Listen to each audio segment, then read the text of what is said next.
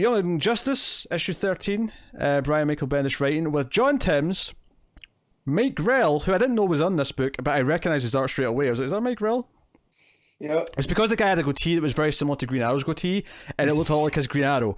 And then we also had Michael, Ava, and Oming on art as well, which sounds messy, but we have two different like places that separate artists, and then the flashbacks of the backstory in one place is the other artist. So they all split up into different things. It still feels a bit really weird because the art is so different, but I don't feel that Oming's art fits Guitars. I agree. I didn't like his art because it was so cartoony.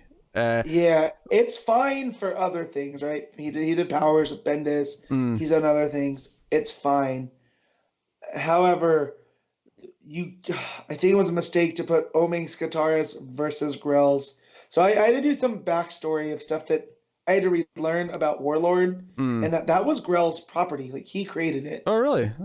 Yeah. So the character here, Warlord, kind of based on him because he was in the Air Force, and how he ends up there with flying the plane and ending up in this world between worlds and whatnot. That all came from Grell and his time in the Air Force, which was just pretty cool.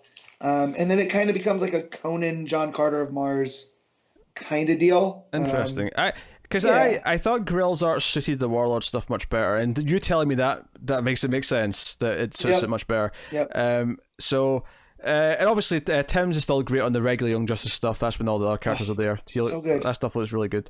So basically this is Superboy just meeting up with Warlord, getting the backstory of like how Warlord came here, and they fight some lizard people. And Warlord's like, hey, you might be stuck here, but that's not so bad. I've turned out okay. I've made the best of it. Look at me. And Connor looked at him and was like, yeah, but I don't want to be you. And it was it cracked me up because what he was describing is what Connor did in Gemworld. Yeah. He's like, yeah, I found someone and had a family, and now I'm living life and I'm happy. And Connor's like, yeah, but I want my other life. And he's still tied to that. And yeah, he's super emo right now. This issue is very set-up because it is just kind of like this stuff, and then the setup of the other Young Justice sort of saying, okay, we have to go to where this main Star Labs is. We have to go and like figure things out, and they form a plan. There's some banter. Jenny's trunks reacting and making everything else in the area react. And the big cliffhanger is that we need more backup, and Bart races ahead to the city, and we see in the last page who this backup is, and it's Steph Sideways, Aqualad, and is she going by Red Arrow, or what's she going by? I don't know, but that's not. It's not Mia, Emmy. or yeah, it's not. Sorry, yeah, Emmy. Last I checked, Emmy wasn't a blonde girl. No, is this? Maybe it is Mia. Is this Mia? Mia Jordan, who was Speedy. Yeah, is Mia in this continent? I don't know.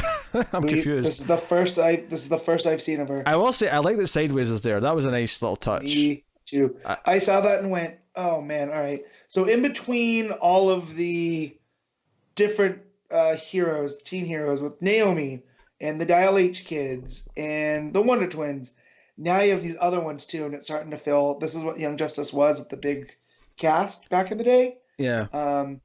And yeah, they're gonna go take down Star Labs. So yeah, because that's what this book needed, is more people talking. But no, I mean, honestly, this one wasn't as bad as the last one. No, it wasn't. It wasn't overstuffed. I like them all joking as well about stuff, because some of them are in the invisible jet that the Wonder Twins stole. Some of them are in the truck with Jenny, which has been flown by Teen Lantern. So they're basically all bunched up together in these two things flying to the location. But obviously, I'm potting for Steph. Steph because she's great. I got stupidly excited for Sideways.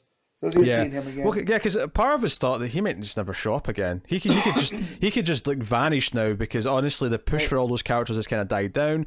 But I'm glad that him and Silencer have been popping up. And even though I've not been reading, what was Silencer in recently that I've not been reading?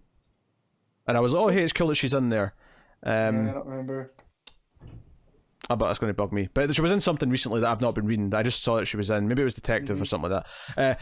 But I was like, oh, I'm glad that these characters are still popping up. And we said, when Sideways finished, maybe he can pop up in a Teen Titan series of some kind. And I think this is neat that he's popping up here. I'm glad that he's been included. That's really cool.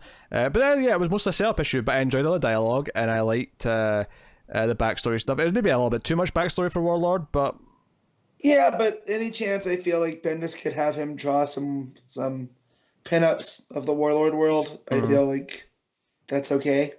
Yeah. Or maybe Grell wanted to do it here, and he's like, "Oh, you're using Warlord? Cool. Here's some pinups that I drew." So, but no, that's good. A basic issue. A lot less talky than the last one. Emo Connor, I thought was a nice touch because he's had it. He just wants to get back. Yeah. So I understood where it was coming from, and him bouncing off of Warlord. I forget his name because he looks so much like Oliver Queen. He does. Honestly, when the goatee comes in, because when he first lands in the, what's the place called? Skataris, thank you. He's not got the beard yet, but that grows in over time. It is like, man, he looks like Oliver Queen here. What's gonna? Travis Morgan. There you go. Young Justice was a setup issue, but it was a fun setup issue, and I'm looking forward to more. So, I would give this a happy 7 out of 10, Matt. Well, I don't know about you. I'm gonna give this an 8. Sure. Mainly for the Mike Grell art. It was nice to have. So, and I enjoyed it.